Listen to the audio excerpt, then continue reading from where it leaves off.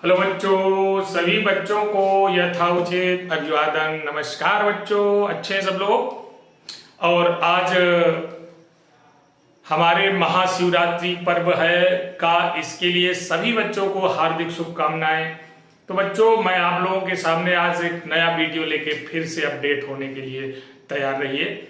बच्चों, solution chapter को मैं कक्षा 11 से 12 में आने वाले बच्चों के लिए पूरी chapter wise 1 by 1 step by step अध्ययन कराने के लिए हाजिर हो गया हूं। बच्चों, अब कहीं जाने की जरूरत नहीं है, आप डटे रहिए। आपको प्रत्येक चैप्टर का स्टेप बाय स्टेप अब अध्ययन होगा, डट के अध्ययन होगा। सॉल्यूशन चैप्टर बहुत ही क्रिटिकल चैप्टर है, इसमें न्यूमेरिकल्स बहुत ज्यादा आते हैं, तो इसके प्रत्येक पार्ट को आप अच्छी तरह समझेंगे। बच्चों, हमने पहले वीडियो में आप लोगों को सांद्रता के सभी पदों का एक्सप्लेनेशन दिया है। जितने भी सांद्रता के पद हैं उनका डेरिवेशन विद फार्मूला के आप लोगों के लिए प्रस्तुत किया। बच्चों, दूसरा चैप्टर राउल्ट्स के नियम से संबंधित था, जिसके सारे बिंदुओं को मैंने आप लोगों तक पहुंचाने का प्रयास किया। बच्चों, ये जो आज का नया अगला टॉपिक होगा वो राउल्ट के नियम से अगला जो बिंदु आता है, राउल्ट का नियम किस प्रकार के विलयनों को मानता है। मैंने कल बताया था कि ये आदर्श विलयन को मानता है, यानी वे विलयन जो राउल्ट के नियम को मानते हैं, यानी राउल्ट का नियम जिनके लिए बना वो सॉल्यूशन आपके आदर्श सॉल्यूशन होते हैं। अब कुछ सॉल्यूशन हैं, थोड़े बहुत एक दो सॉल्यूशन ऐसे हैं जो बिल्कुल राउल्ट के नियम का पालन नहीं करते। तो बच्चों, आप लोगों को ध्यान में रखते हुए मैं अब अगला स्टेप लेकर आया हूं। आज जो नया स्टेप है उसके लिए आप जान लीजिए, हम पढ़ेंगे आज की इस वीडियो में राउल्ट के नियम से आगे का पार्ट। तो बच्चों, आप रेगुलर रहिए। जो बच्चे मेरे वीडियो लगातार देख रहे हैं वो तो देखते ही रहें, और जो नए वीडियो देखने वाले हमारे बच्चे जुड़ते जा रहे हैं वो कृपया चैनल को मेरे सब्सक्राइब जरूर कर लें, जिससे मैं रोज रोज जो नए नए अपडेट देता जाऊं वो आप तक पहुंच जाए। तो बच्चों, अब आज का जो ये टॉपिक है हमारा, देखिए टॉपिक का नाम है आदर्श तथा अनादर्श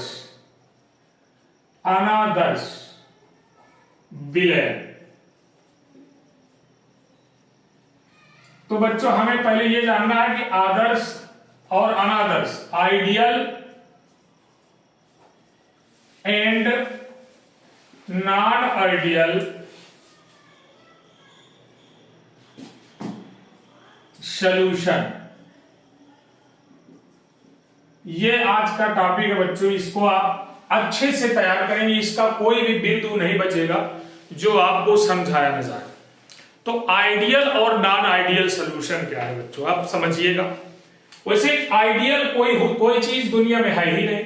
आइडियल का मतलब ये होता है कि जब हम सॉल्यूशन बनाएं तो सॉल्यूशन में डाले गए जितने भी घटक हैं वो आपस में संगुणन न करें या आपस में एक दूसरे को आयनित न करें, उनका आयनेशन ना हो। ऐसे सॉल्यूशंस आइडियल सॉल्यूशन कहलाएंगे। यानी जो राउल्ट के नियम का पालन करते हैं उन्हें आइडियल कहते हैं। देखिए, ये आइडियल के बारे में इधर चर्चा होगी और नॉन आइडियल के बारे में इधर चर्चा होगी, गौर से देखिए। तो हम आइडियल की बात बताएं, वे विलयन जो राउल्ट के नियम का पालन करते हैं, यानी ये विलयन क्या करते हैं, राउल्ट के नियम का पालन करते हैं। अब राउल्ट का नियम है क्या, कल आपने पढ़ा, एक बार रिवाइज करवा दें हम आपको। राउल्ट का नियम ये था कि किसी भी घटक का आंशिक दाब, जैसे P सफिक्स A बराबर P suffix A not multiply चाई A।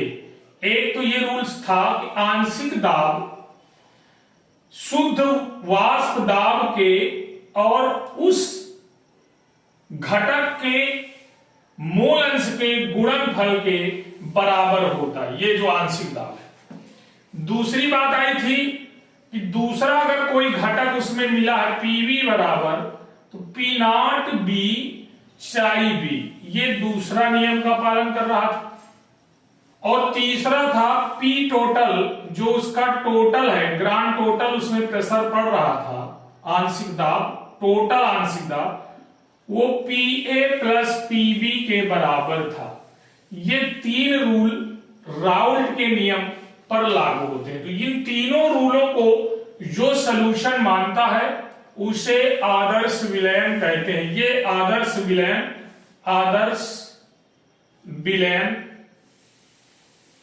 कहलाते हैं जो राउल्ट के नियम का पालन करते हैं। बच्चों, जो विलयन राउल्ट के नियम का पालन नहीं करते, ऐसे भी कुछ विलयन होते हैं जो राउल्ट के नियम का पालन नहीं करते। अर्थात यहां पर आपको ये जैसे P A does not equal P naught ए चाई ए, यानी ये पालन, ये इसके बराबर नहीं हो सकता। दूसरी बात, P B does not equal P naught B chi B, ये भी आपके इसके बराबर नहीं हो सकता। और पी टोटल भी आपका P A plus P B के बराबर नहीं हो सकता, does not equal P A plus P B. यानी जो इसके नियम का पालन नहीं करते वो अनादर्श विलयन कहलाते हैं। यानी राउल्ट के नियम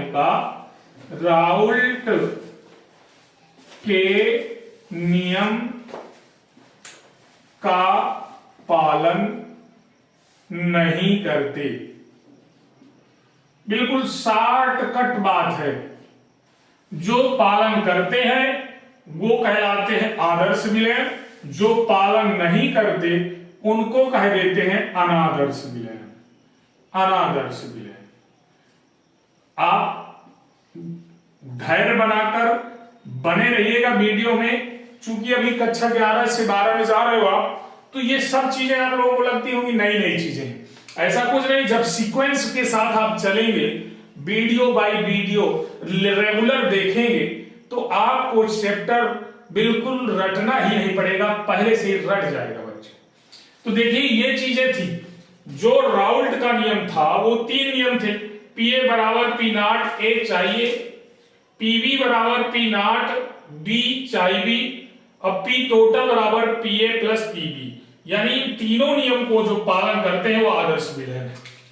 इनको अगर वो पालन नहीं करते तो वो अनादर्श विलयन है। अनादर्श विलयन में दो कंडीशंस हो सकती हैं, पीए छोटा भी हो सकता है इससे, पीबी इनके गुणक से छोटा हो सकता है, पी टोटल इन दोनों के गुणक से छोटा हो सकता है, या फिर पीए बड़ा हो सकता है इन दोनों के गुणांक से, पीबी बड़ा हो सकता है इन दोनों के गुणांक से, और पी टोटल इन दोनों के योगफल से भी ज्यादा हो सकता है।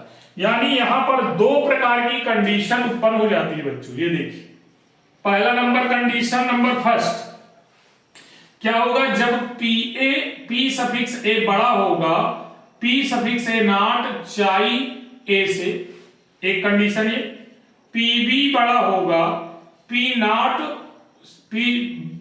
नॉट चाई ए से, चाई बी से सॉरी, और तीसरी कंडीशन होगी पी टोटल बड़ा हो सकता है P A plus P B से। ये तीन कंडीशन इसकी हो जाती है। दूसरी कंडीशन इसके अपोजिट हो जाएगी, यानी पी ए छोटा हो सकता है पी नॉट ए से, चाई ए के गुणांक से, और पीबी छोटा हो सकता है किससे, पीबी नॉट चाई बी के गुणांक से, और पी टोटल छोटा हो सकता है P A plus P B से। बच्चों ये पहली कंडीशन, ये दूसरी कंडीशन, ये तीसरी कंडीशन। आप यहां भी देख लीजिए, ये पहली कंडीशन, ये दूसरी कंडीशन, ये तीसरी कंडीशन। यानी अनादर्श विलयन दो प्रकार से आपके कंडीशन को फॉलो करता है। यदि ये तीनों पार्टीशन, ये और ये, इनके गुणांकों और योगफल से अधिक है, तो ये अनादर्श विलयन राउल्ट के नियम से धनात्मक विचलन प्रदर्शित करता है। राउल्ट के नियम से धनात्मक विचलन प्रदर्शित करता है। तो आप समझ गए होंगे कि इन तीनों कंडीशनों पर राउल्ट के नियम का धनात्मक विचलन, पॉजिटिव विचलन आपका प्रदर्शित होगा। ठीक है, कंप्लीट।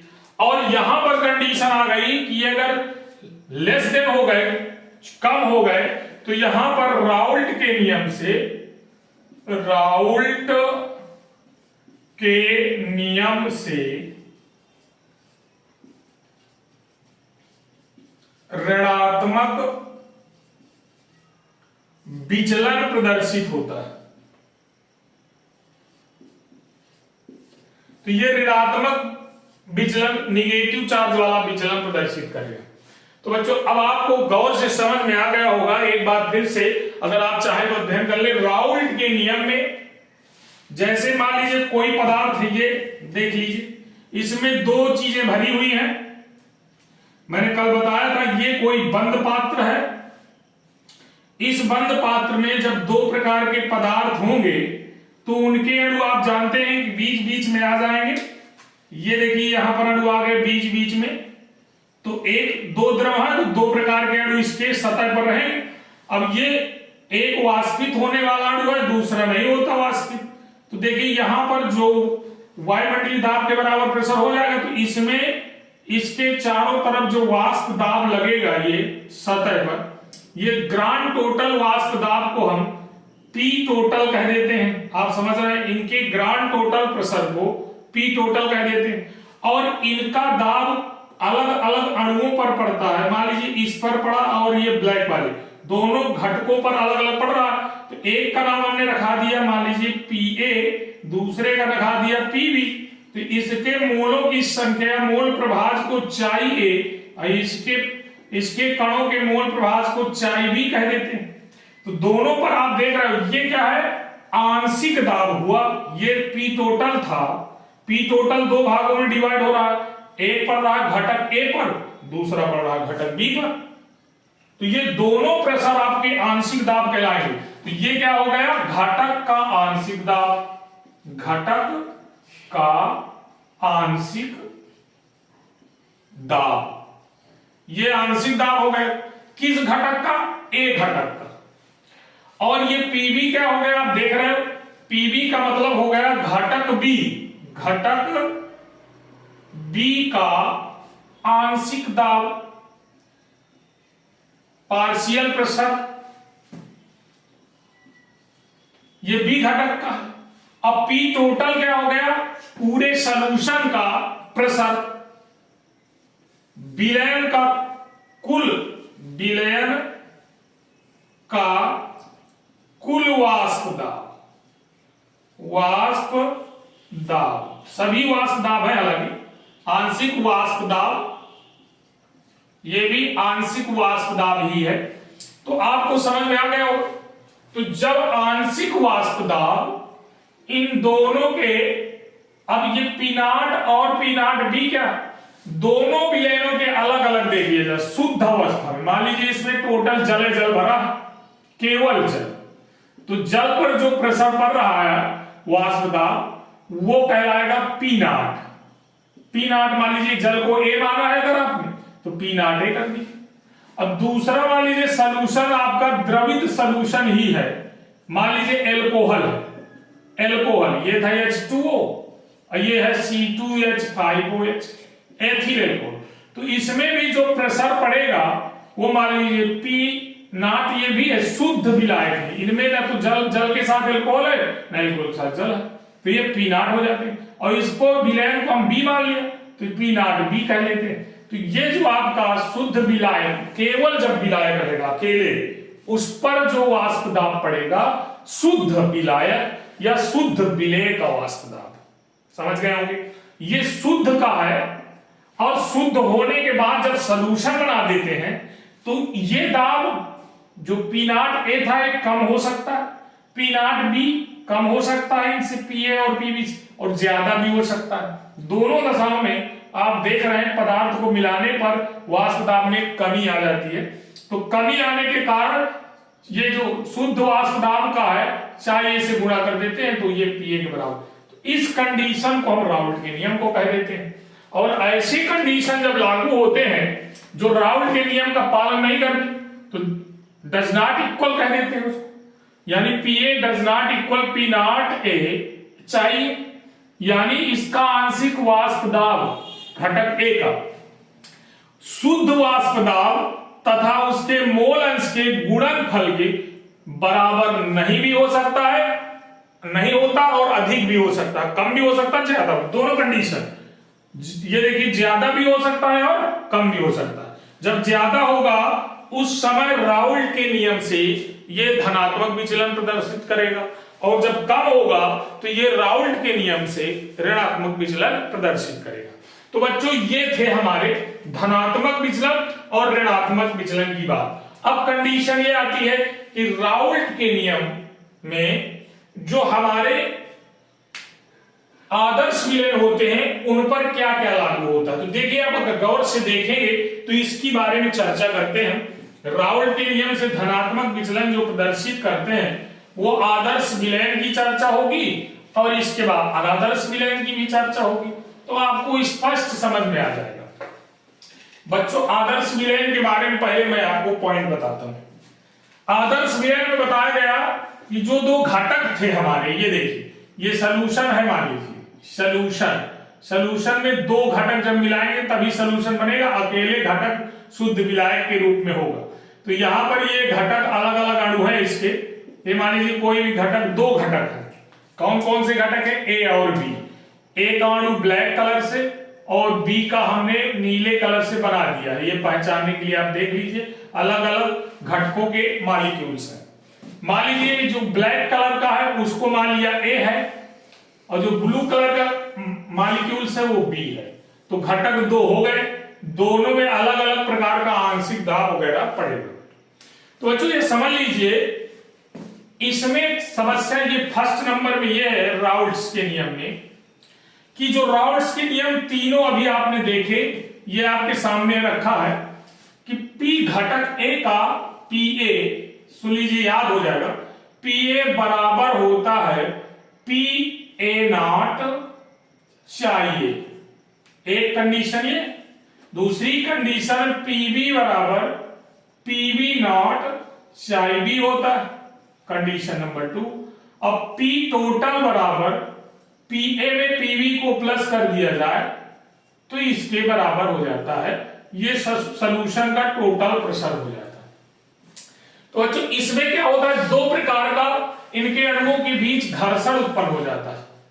पहले जब हम शुद्ध विलायक अलग से लिए थे, मान लो उसमें विलायक के ही अणु है, जैसे ये है हमारा, यहां पर एक ही प्रकार के सारे अणु रख दिए जाए तो सभी A है, ये भी A है, ये भी A, यानी टोटल मॉलिक्यूल्स A हैं, तो A और A के बीच कुछ ना कुछ आकर्षण होगा, यानी हमारा सॉल्यूशन A है जिसको हम प्योर सॉल्यूशन A कह सकते हैं, शुद्ध विलयन है या विलायक मान लीजिए, प्योर है, सॉल्यूशन नहीं है, प्योर मतलब शुद्ध A solution, A molecule, A के मॉलिक्यूल्स हैं।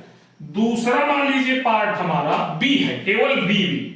ये देखिए दूसरा मान लीजिए यहां पर हमने एक और कंटेनर बनाया और यहां पर टोटल ब्लू कलर के मॉलिक्यूल्स डाल दिए और यहां पर टोटल B एलिमेंट्स हैं, ये यहां पर टोटल B के मॉलिक्यूल्स हैं, यानी सभी B। तो इनके अणुओं के बीच B और B आकर्षण कहलाएगा, यानी एक जैसे अणु है, एक दूसरे को खींचेंगे तो B को खींच रहा, A को खींच रहा, इंट्रैक्शन हो रहा है, आकर्षण हो रहा है।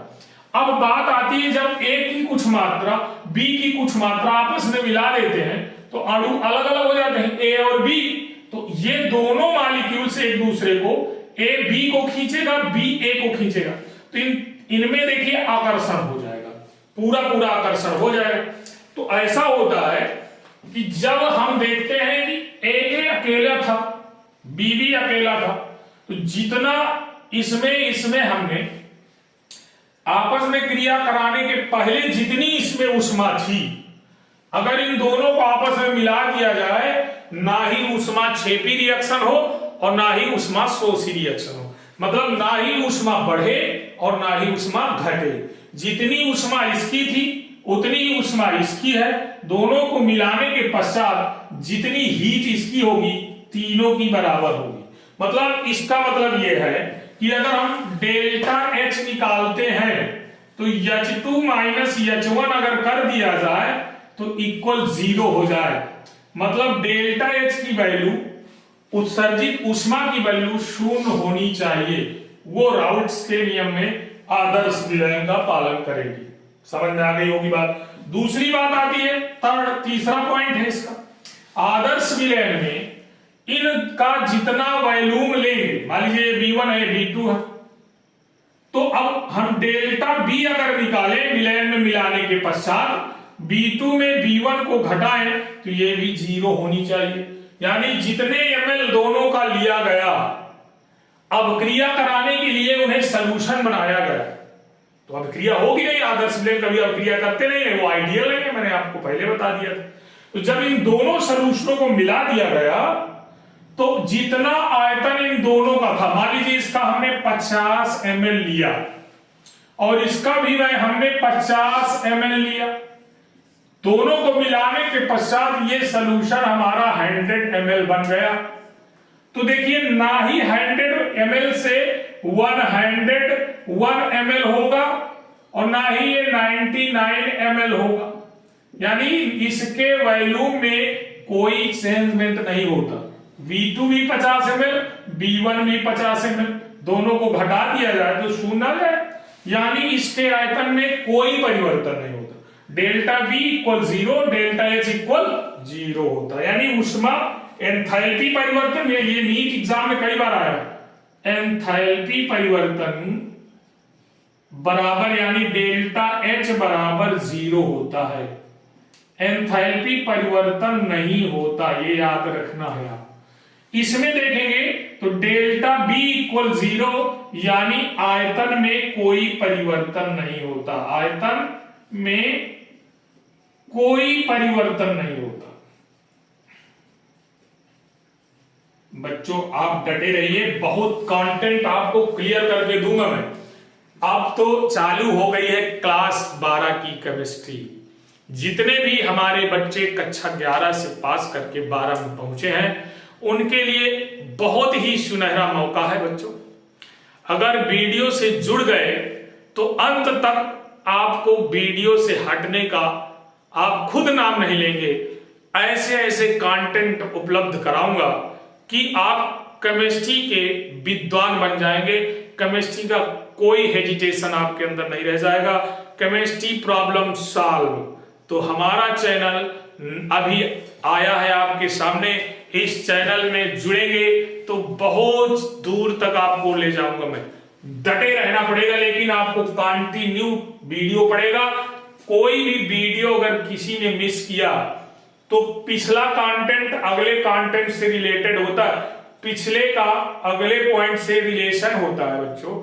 अगर पिछला छूट गया तो अगला हो सकता है आपके समझ में ना आए, इसलिए प्रत्येक पॉइंट पर आपको प्रतिदिन मेरे वीडियो को देखना पड़ेगा, नहीं तो आप पिछले वाले को मिस किया तो अगला नहीं समझ में आएगा। इसलिए 1 by 1 वीडियो को देखिए जिससे आपको अगला कंटेंट समझ में आने लगे। अब बात आती है बच्चों यहां चौथे पॉइंट की, पॉइंट नंबर 4 की। पॉइंट नंबर 4 में मैंने अभी बताया था कि अगर इन दोनों अणुओं के बीच आकर्षण हो रहा है तो उसे हम AA आकर्षण कहते हैं। अणु A में A द्वारा आकर्षित करने की क्षमता। B के बीच अगर इंटरेक्शन हो रहा है तो इसे BB आकर्षण कह देते हैं। और अगर A और B दोनों सॉल्यूशन आपस में मिला दिए गए, दोनों के मॉलिक्यूल्स के बीच इंटरेक्शन हो रहा है तो AB आकर्षण कहते हैं।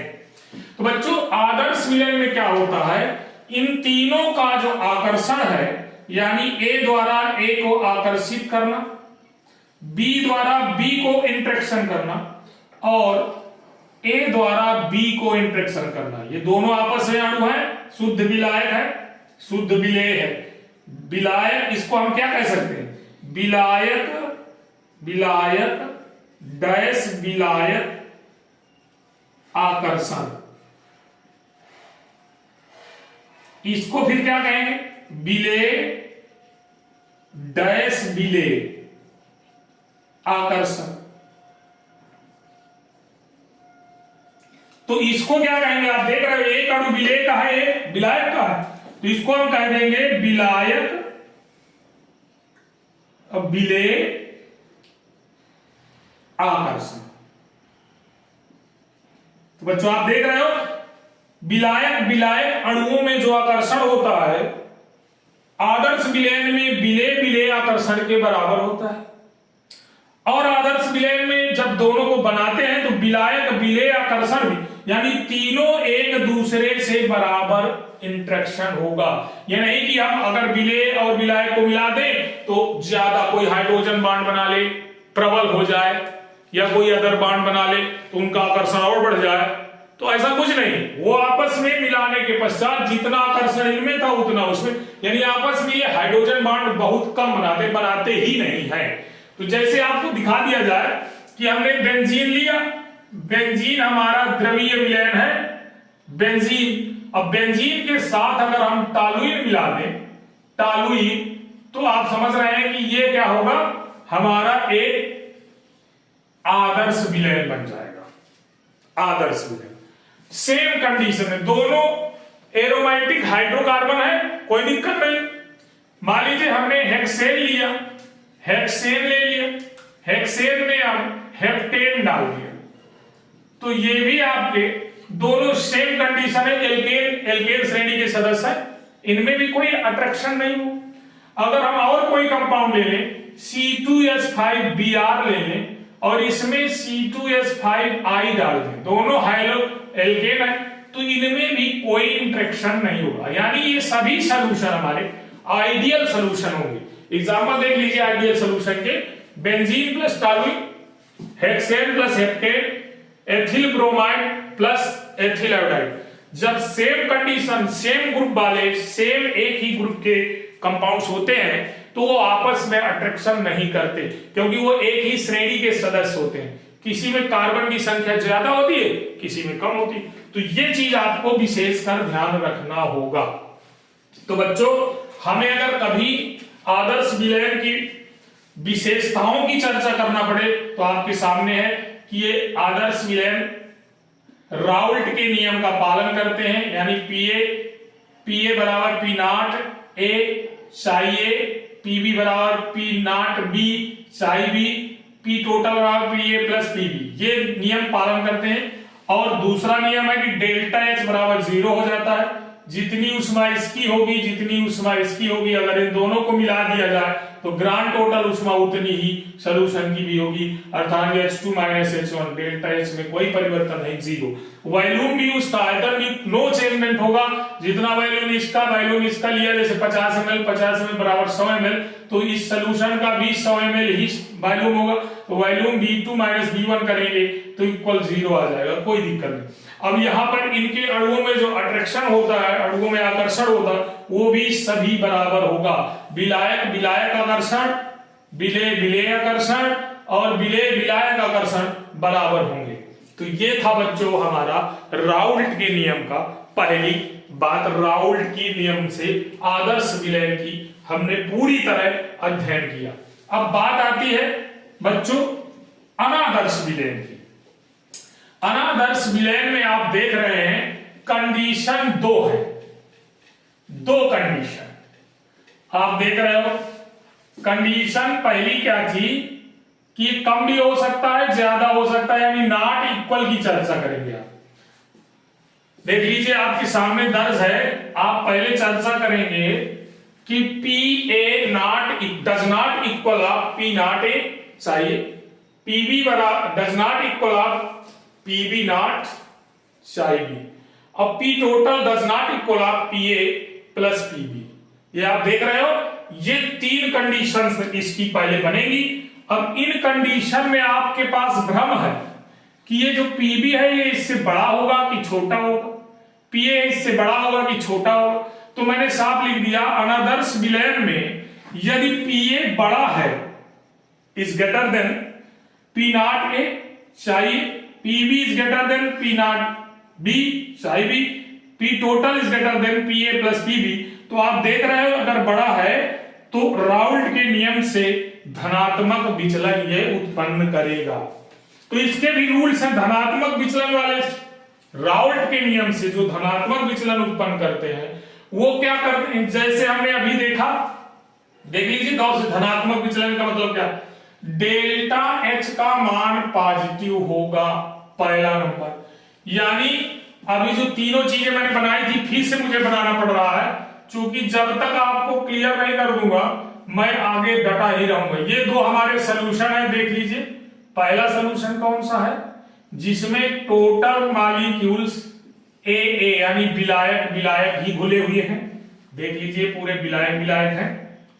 अब दूसरे में इसमें विले विले के अणु हैं, गौर से देख लीजिए।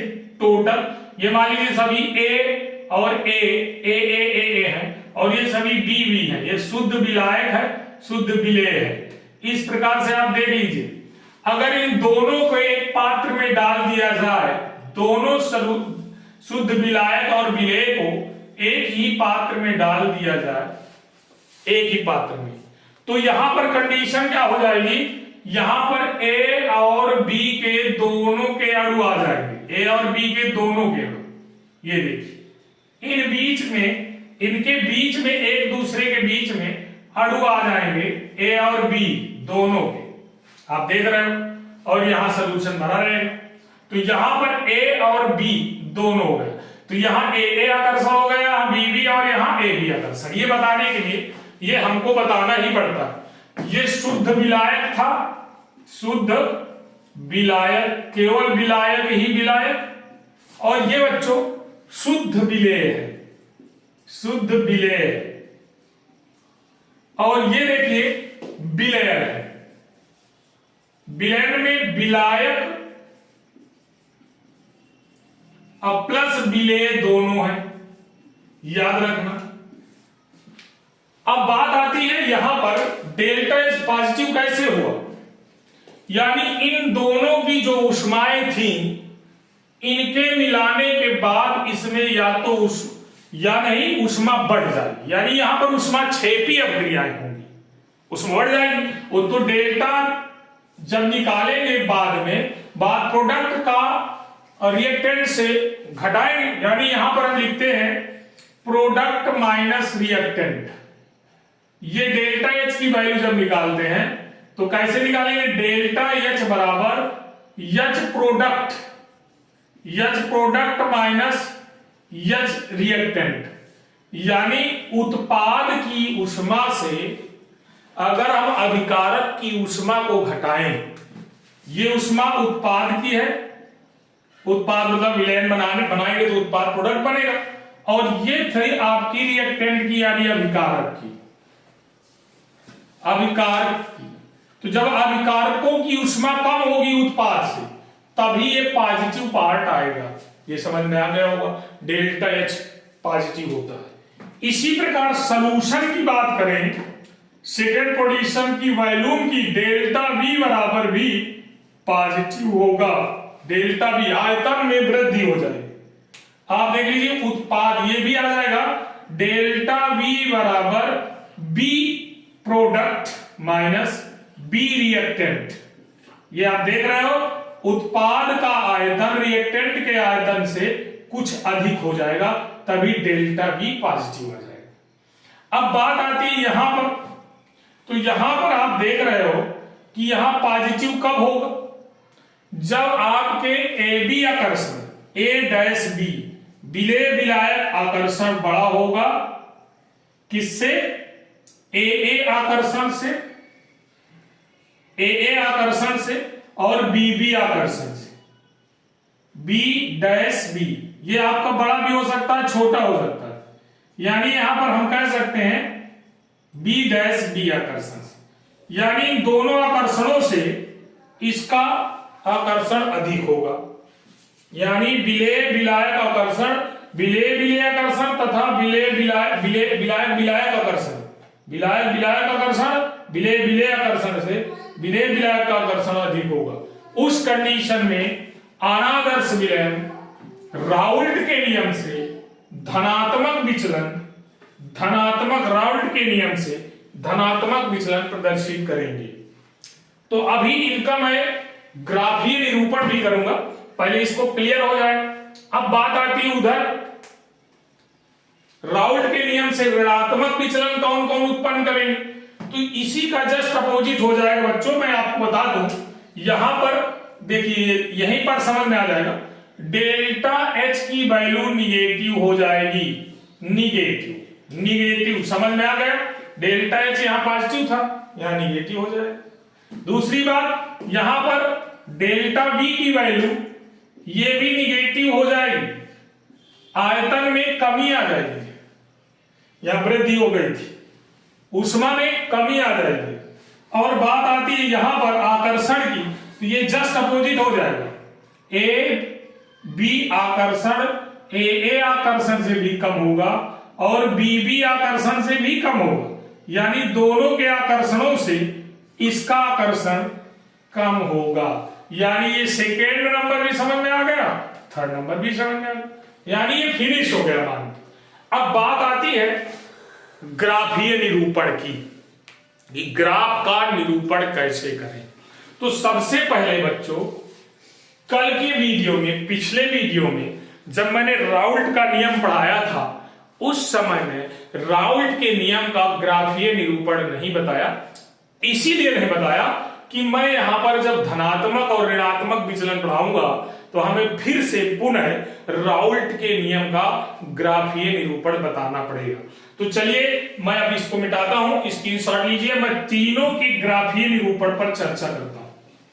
तो बच्चों, मेरे वीडियो में अब विस्तृत जानकारी आप लोगों को दी जा रही है, इसलिए जितना जल्द से जल्द हो सके सभी लोग इसमें जुड़िए। इस चैनल में आपको बेहतरीन से बेहतरीन जानकारियां 11, 12, बीएससी प्लस आईआईटी, नीट, जी आदि सब के लिए मोस्ट इंपॉर्टेंट वीडियो है। इसमें बिल्कुल डीपली से डीपली चीजें आपके सामने प्रस्तुत की जा रही हैं। इन चीजों को इंडिविजुअल क्लास में कोई टीचर बताता है, नहीं तो सभी आगे निकल लेते हैं। इतना डिटेल से एक्सप्लेनेशन सभी टीचर नहीं देते इंडिविजुअल क्लास में, तो ऑफलाइन क्लासों में इतनी जानकारी आपको नहीं मिल पाती।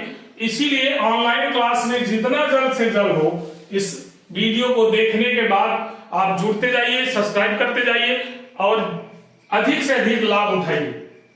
तो बच्चों, अब आती है बात पहले राउल्ट, इसको देख लीजिए, राउल्ट के नियम का ग्राफीय निरूपण। अब देखिए जरा सा, सलूशन हमारे तीन हैं, तीनों सलूशन के बारे में अभी मैंने बताया, बार बार आपको चित्र न बनाना पड़े। कंडीशन ये है कि मान लीजिए ये हमारी एक लाइन है, एक विलयन का ग्राफ इधर हो जाएगा, एक का ग्राफ इधर हो जाएगा, यानी यहां विलयन जो हमारा ए था, ए को मान लेते हैं, ए को, और इसको बी को मान लेते हैं, तो ये जो प्रेशर होगा वो पीए का होगा। तो मान लीजिए चाई ए बराबर 1 है, चाई ए की वैल्यू यहां 0 है, यानी शुद्ध विलायक की 100% मोलों की संख्या है और चाई बी बराबर 0, मतलब यहां विलायक एक भी नहीं है, शुद्ध विलेय है। अब जैसे जैसे हम सॉल्यूशन में विलेय को मिलाएंगे तो ये धीरे धीरे घटना चालू हो जाएगा। चाई ए बराबर मान लीजिए 0 हो गया और चाई बी के मोलों की संख्या बढ़ते बढ़ते 1 हो गई। तो आपने पढ़ा होगा, राउल्ट के नियम में बताया गया है कि आंशिक वाष्प दाब, इसके पहले हेनरी के नियम में देखा होगा कि आंशिक वाष्प दाब किसी भी पदार्थ का आंशिक वाष्प दाब उसके मोल प्रभाज के समानुपाती होता है। जैसे जैसे जैसे मोल प्रभाज हम बढ़ाएंगे उसका दाब बढ़ता जाएगा। अब बच्चों देखिए मजे की बात, यहां से देखिए इसका आंशिक दाब, यहां पर हाईएस्ट मोल प्रभाज है, इसका मोल प्रभाज आपने पढ़ा होगा इस मोल प्रभाज के बारे में, मैंने बताया था चाई ए प्लस चाई बी बराबर 1, यानी दोनों पदार्थों का एक होता है। तो जब एक ही पदार्थ का है, इसका कुछ है ही नहीं, टोटल इसी का, तो पूरा पूरा पूरा दाब चाहिए का पड़ेगा।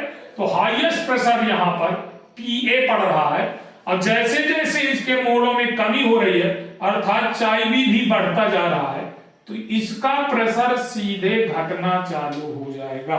एक समय ऐसा आएगा जब चाई ए बराबर 0 हो जाएगा, तो पीए का आंशिक दाब भी 0 हो जाएगा। तो यहां पर आप देख रहे हो, ये जो ग्राफ हमारा बन रहा है, ये आप स्पेशली देख लीजिए, ये पी ए बराबर पी नॉट ए चाई ए का है। ये यानी जैसे जैसे चाई ए की वैल्यू कम होती जाएगी, हमारा ग्राफ डाउन होता चला जाएगा। दूसरी बात, यहां पर चाई बी 0 है, तो उसका प्रेशर भी 0 रहे। जैसे जैसे चाई बी की वैल्यू बढ़ती चली जाएगी, तो यहां पर हमारा प्रेशर भी हाईएस्ट हो जाएगा। चाई बी का जो मान बढ़ेगा पूरा 1 हो जाएगा, तो इसका भी वाष्प दाब पूरा हाईएस्ट हो जाएगा। अब आपने पढ़ा इसको, तो ये हो जाएगा पीबी बराबर P naught B chi B हो जाएगा, ये इसके लिए हो जाएगा।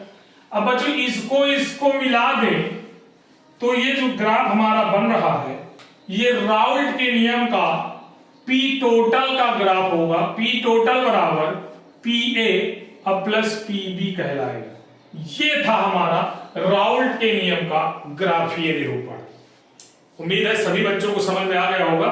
अगर मोल प्रभाज बढ़ाएंगे, इसके लिए पहले हेनरी का नियम आप पढ़िए, मेरा वीडियो पहला नंबर पर पढ़ा, हेनरी के नियम में ये रूल्स बताया गया। जैसे जैसे मोल अंश की संख्या घटती जाएगी, दाब आंशिक दाब घटता जाएगा। यानी आंशिक दाब बढ़ाने पर मोलों की संख्या बढ़ती, जैसे ही बढ़ेगा मोलों की संख्या बढ़ेगी, जैसे दाब घटेगा मोलों की संख्या घटेगी। तो यही आपका पहला राउल्ट का नियम का। अब धनात्मक विचलन और ऋणात्मक विचलन की बात आती है।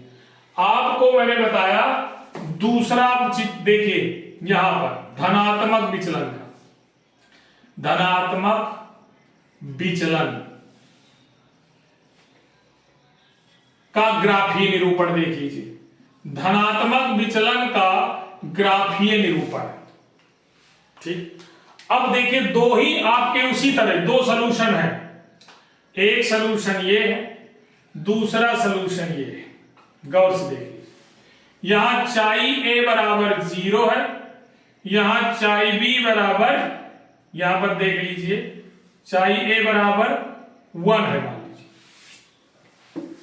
और यहां चाई बी बराबर 1 है, तो यहां चाई बी बराबर 0 है।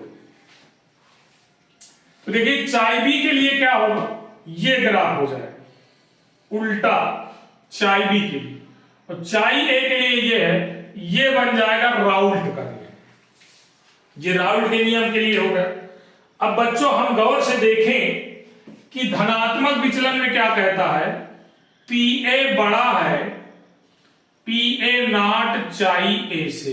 गौर से देख लीजिए, तो ये बड़ा है, तो धनात्मक विचलन में पीए की वैल्यू बड़ी हो जाएगी। यानी ये जो पीए के लिए ग्राफ गया है, तो ये देखिए थोड़ा सा ऐसे बढ़ जाएगा। गौर से देखिए, ये पीए से ऐसे बढ़ जाएगा। आप गौर से देख लीजिए, ये आपका अपने मूल बिंदु से ऊपर की ओर ग्राफ चला गया। ये था मूल बिंदु, ये बढ़ गया। ये जो बना, ये इसके लिए पी ए बराबर, sorry P A is greater than P A not चाई ए, ये ग्राफ हो गया। अब बात आती है इसकी दूसरे वाले की, पीबी बराबर, ये मान लीजिए पी ए था और ये पीबी है। ध्यान से समझिए, राउल्ट के नियम के लिए पहले बना चुके, तो पीबी बराबर, ये is greater than PB not चाई बी है। तो यहां पर देखिए ये बड़ा है, जब बड़ा है तो ये भी आपका ऊपर से इसका चला जाएगा ग्राफ। इसको लिख देंगे हम PB is greater then PB not चाई B। अब तीसरी बात आती है P total is greater then PA plus PB। PA plus PB से P टोटल बड़ा है। देखिए इसका ग्राफ भी यहां से सीधा यहां चला जाए, ये भी ग्राफ बढ़ जाएगा बच्चों, ये बढ़ गया। ये जो बना P टोटल का बना PA प्लस PB, ये PA प्लस PB का, तो ये धनात्मक विचलन का ग्राफ आप देख पा रहे हैं। और इसका जस्ट अपोजिट हो जाएगा ऋणात्मक विचलन का ग्राफ। तो देख लीजिए ऋणात्मक विचलन का ग्राफ मैं आपको यहां पर बनाए दे रहा हूं। ये आपका हो गया एक, ये हो गया दूसरा, उसी तरह ये हो गया चाई A बराबर 0, चाई A बराबर 0, यहां पर चाई A बराबर 1, यहां चाई B बराबर 1 और यहां चाई B बराबर 0। तो देखिए पहले राउल्ट के नियम के हिसाब से चलिए, उसी तरह तो ये आपका चला जाएगा ग्राफ यहां तक, ये ग्राफ डाउन हो जाएगा और ये ग्राफ ये यहां तक पहुंच जाएगा। तो आप देख पा रहे हैं ये आपका राउल्ट के नियम का, आपका राउल्ट के नियम वाला। अब यहां पर कंडीशन बदल रही है, यानी कंडीशन क्या बदल रही है, PA is less than P not A चाई A, यानी कम हो रहा है A वाला। ये देखिए यहां PA अगर है, ये PA नहीं होगा, ये PB होगा, सॉरी, चूंकि A इधर बढ़ रहा है तो ये PA होगा। तो जब आपका ये कम हो जाएगा तो ये जो ग्राफ यहां तक गया ये नीचे से जाएगा, इससे उल्टा कर्व हो जाएगा, यानी ये ऊपर से गया था, ये जस्ट नीचे से चला जाएगा। ये देखिए ऐसे कर, तो ध्यान से आप समझिएगा, ऋणात्मक विचलन के लिए नीचे से जाएगा। ये ऋणात्मक विचलन का था, निगेटिव ऋणात्मक विचलन के लिए, ये ऋणात्मक विचलन के लिए ग्राफ है। अब बात आ गई दूसरे कंडीशन की।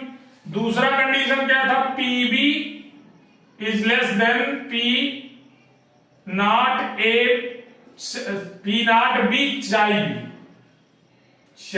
ये था। तो देखिए ये भी नीचे को चला जाएगा ग्राफ, अपने प्रारंभिक ग्राफ से नीचे को। तो ये ये भी नीचे को चला गया। आप बनाते जाइए, ये आपका नीचे ऊपर को जा रहा है, ऊपर को न जाने दीजिए, नहीं गलत हो जाएगा, ये अक्सर गलत होता है बच्चों। ये नीचे से गया है इससे, तो ये भी नीचे से ही जाएगा, ये ध्यान दीजिए। यानी यहां पर ये जो बना PA is less than P not A चाई A।